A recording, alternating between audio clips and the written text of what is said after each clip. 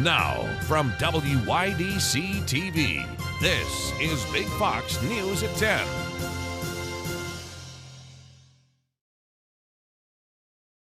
Thanks for joining us. I'm Anna Manuel. Veterans in the Southern Tier showed up in force today for a big Veterans Affairs event in Elmira. Big Fox's Josh Stuttle shows us how these military veterans benefited from this event at Dunn Field. On this nice day in Elmira, this event for veterans is in full swing. They have everything from food to military gear.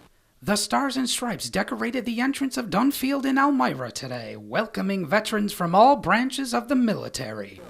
I was in the Navy. I was a quartermaster. The event included trucks loaded with produce and other items provided by the Food Bank of the Southern Tier. Inside the baseball stadium were plenty of booths with helpful information of the veterans. This event also included plenty of free supplies, military gear for veterans to choose from. Amber Watson of Veteran Affairs explains what this day is all about. The purpose of the event is to really bring veterans together in one location.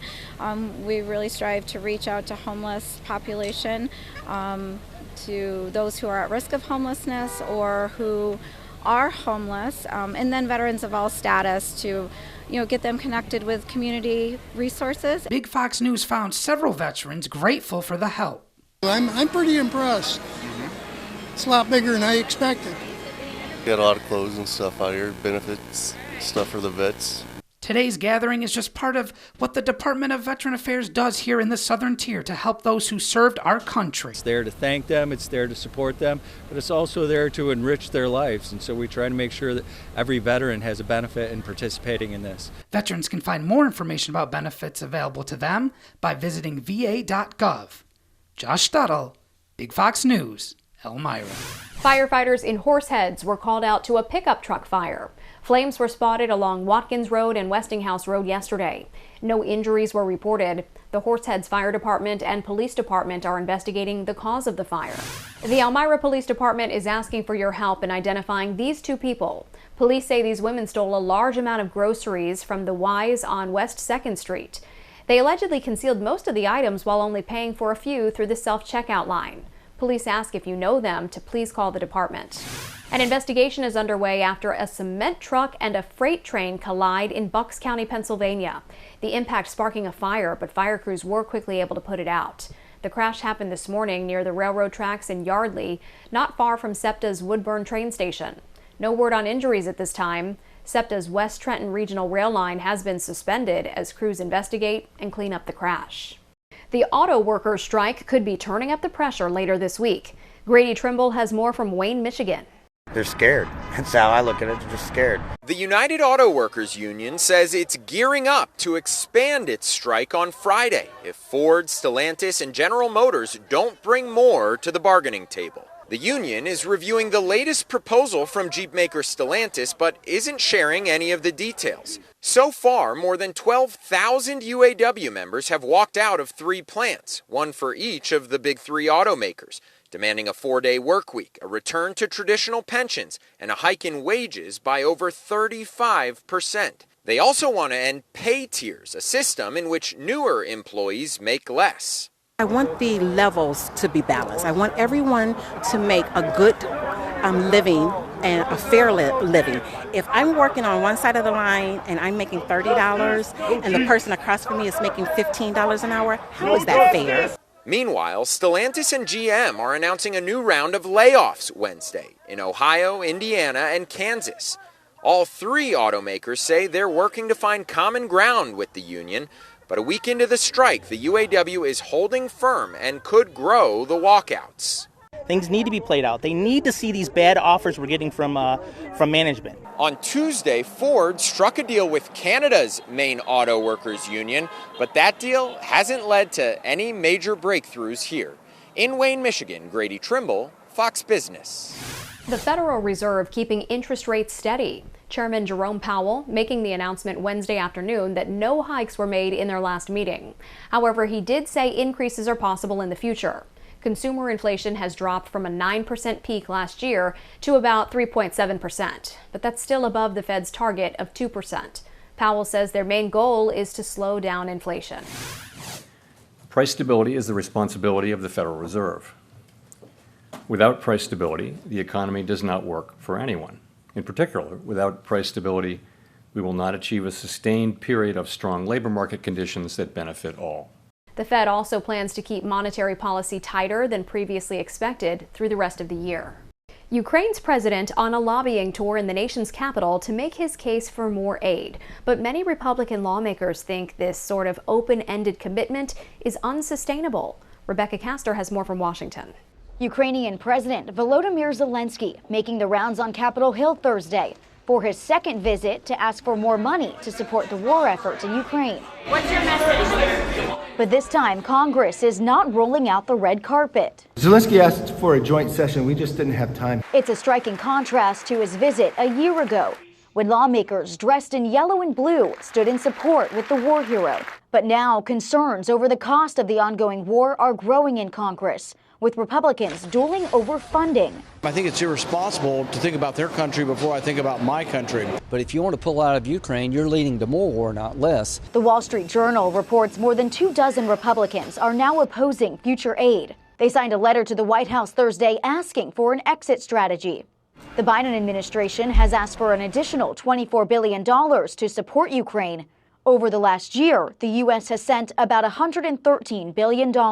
I think everybody recognized when they kicked off this counteroffensive that it could be a long slug, that it could be tough. An August Fox News poll finds that overall, Americans are still strongly in support of helping Ukraine, but 36% say we should be doing less. In Washington, Rebecca Castor, Fox News. A big entertainment corporation says they're up and running again following a recent cyber attack. MGM Resorts says all of its hotels and casinos are back to normal after getting invaded by cyber hackers that caused a 10-day shutdown of computer systems. The company says the data attack included hotel reservations and credit card processing. MGM system websites went offline, slot machines shut down, and some transactions could only be done in cash. A ransomware group called the Alpha V Black Cat claimed responsibility. MGM properties include MGM Grand Hotel, the Aria, Mandalay Bay, the Bellagio Hotel, and Casino. Your complete forecast is next, plus this. The U.S. Senate is relaxing its dress code, sparking nationwide debate on what we wear to work. Is it a sign of the times? I'm Rebecca Castor on Capitol Hill with how the workplace is changing, coming up. Here's your local stock market update from Big Fox.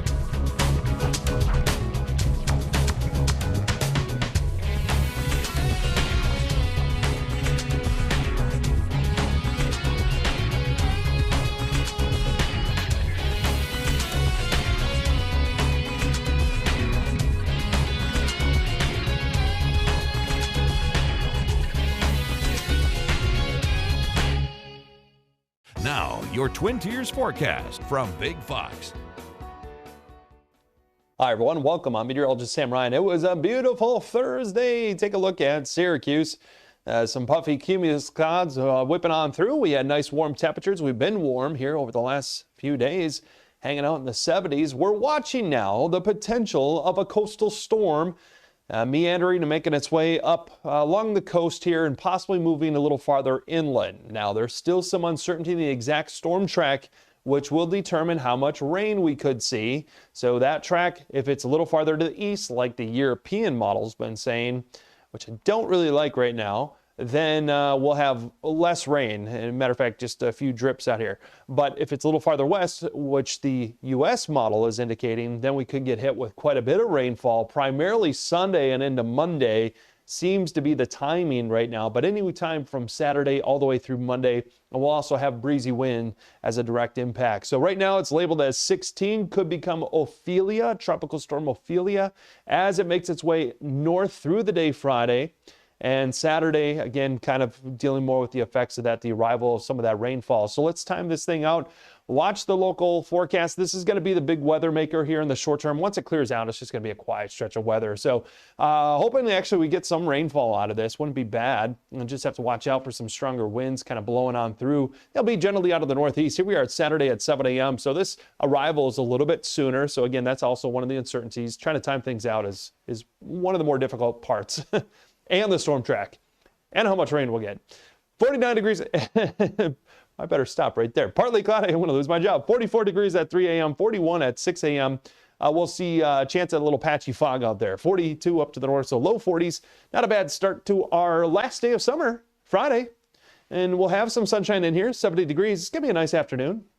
Again, prepare for some of that rain arriving here maybe late Saturday is kind of what I'm thinking. 72 degrees for daytime high. Sunrise 6:54, sunset at 7:05 p.m. So dealing with 12 hours and 10 minutes of daylight. The autumnal equinox officially occurs at 2:50 a.m. here Saturday morning, and that is officially the start of fall, astronomical fall.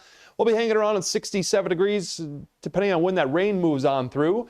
Again, stronger winds, and we could have more numerous rain into the day Sunday, picking up over an inch. So it's either an inch or maybe 1/10 of an inch. That's a huge difference. So watching the storm track very carefully.